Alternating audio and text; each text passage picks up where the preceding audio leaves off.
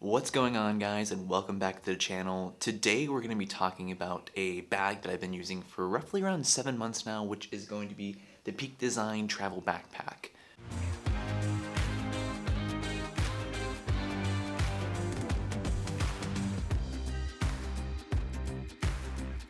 Now, I bought this bag actually for my trip to Arizona before I moved out here, and I really wanted this bag because it's large. I'm able to kind of customize it the way I want to, and I thought it was going to solve pretty much all of my camera needs. Now, it has for the most part done that. Now, there are a few things that I would like to talk about, and one of the reasons and some of the reasons why I'm not the biggest fan of this bag, but I do think it is a very capable bag for a lot of different things, and I will definitely keep using this bag until I get my new one, of course. When I first was doing some research about this bag, I was actually really blown away by it. I thought it was like the perfect bag for everything I needed to do and everything I wanted to do in hiking and landscape photography. Thought I was going to be able to handle all my gear, thought I was going to be able to handle my tripods and everything. And for the most part, it has actually. There are a few things that I wish were just designed a little bit better, but I think it's just because I was using it more for something that it wasn't designed for. Now, I'm not saying that you can't use it for hiking or landscape photography, because you obviously can, but it is more designed as a travel companion for when you're going from one area to another area, not for long treks and things of that nature. One really cool thing about this camera bag is that you have a lot of customization with it.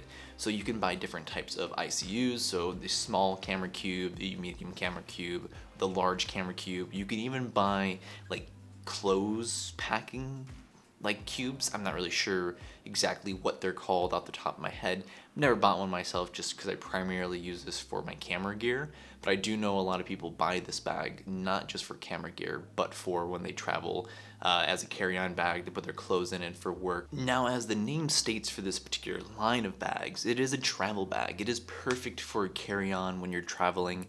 It actually compresses perfectly to the carry-on size, or you can even expand it a little bit to actually give you a little bit more room in the bag. Now, the bag does offer a nice place to put a tablet or a laptop in there. When I travel, sometimes I like to take both, sometimes I like to take one or the other.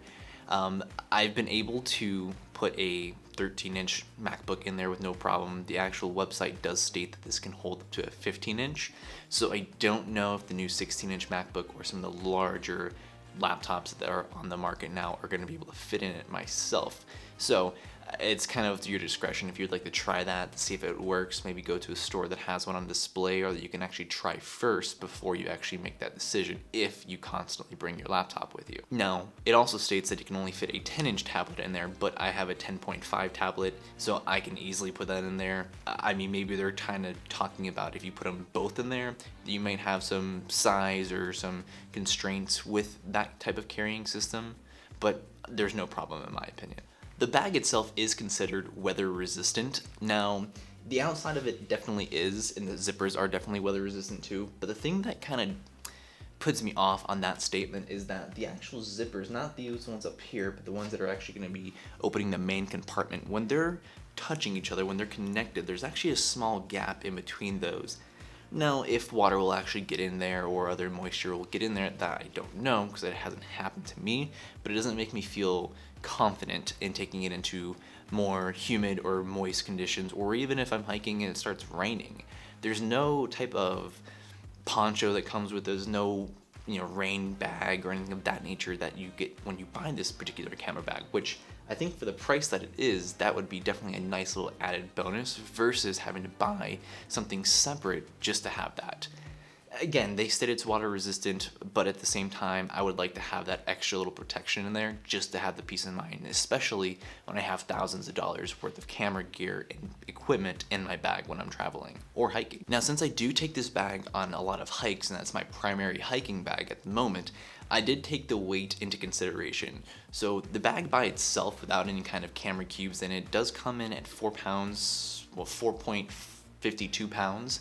So it's not the heaviest bag out there, but once you start adding different ICUs, once you start adding big lenses or big camera bodies or different things For me, I take at least one camera body, 2 or 3 lenses, depending on which ones I have, maybe some clothes, a headlamp, some snacks. Sometimes I bring a pullover just in case it starts raining. It just really depends. There's not really like a set amount of things I bring usually with me.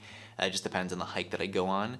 But it does get heavy once you start adding all those things in there, and it's not the most comfortable up in the collarbone area, especially when using the sternum strap. So even if you're going to be using this bag for treks in hiking or just traveling from one place to another in the world, keep in mind that if you are packing this bag with a lot of gear or just a lot of clothes, it does get heavy and it does put a lot of stress on your collarbones. Now, since I am a landscape / adventure photographer, I usually do have a tripod with me, and I don't always like to bring my smaller tripods just because if it is windy, having the smaller tripods do kind of cause a little bit of issues.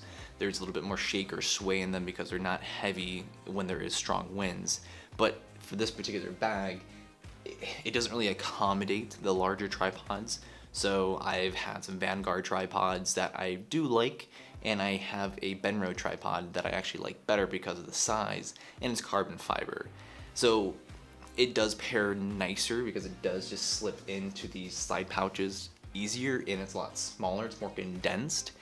When you do have the larger tripods in there, it sticks out a lot higher, and I will show you what I mean when I'm talking about that, because that's really the most plausible place to put the tripod versus the front, because there's nothing that really helps it to stay in one spot besides the straps. And sometimes when you're hiking or if you're walking, that tripod can actually just slip down, and especially if you're descending a mountain or just basically just descending any kind of hill, what happens if the larger tripod's there, it does kind of stick out to the bottom, and that can cause issues if you're kind of scrambling down rocks and things of that nature. So that would be a better design for this bag if you could accommodate larger tripods, but again, I don't think it was necessarily designed for that in mind. Now, I did briefly mention the sternum strap, and I do really love that a lot of the larger bags do have that. Even some of the smaller bags from Peak Design, like the everyday camera bag that I have right here, which I do love, they do all come with that sternum strap. Now, they don't all come with the waist belt, but it's kind of understandable. You don't want to have a waist strap with that particular bag, where this one would be more ideal, especially when you have a lot of gear in there or more clothes to help balance the weight. Now, I have found that when I do hike with this bag and I do have the sternum strap on, it does cause a lot of discomfort right here on my collarbones, because I sometimes have to tighten it pretty tight just to keep things close to my body when I'm hiking. I like to have more of the weight more centered to my weight, so that does help, but it does leave a lot of stress on my collarbones.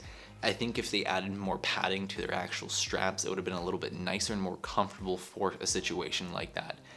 Overall, though, it is a very nice feature to have on this bag. I definitely love that it's there. The waist belt does help out a lot when it comes down to heavier packs.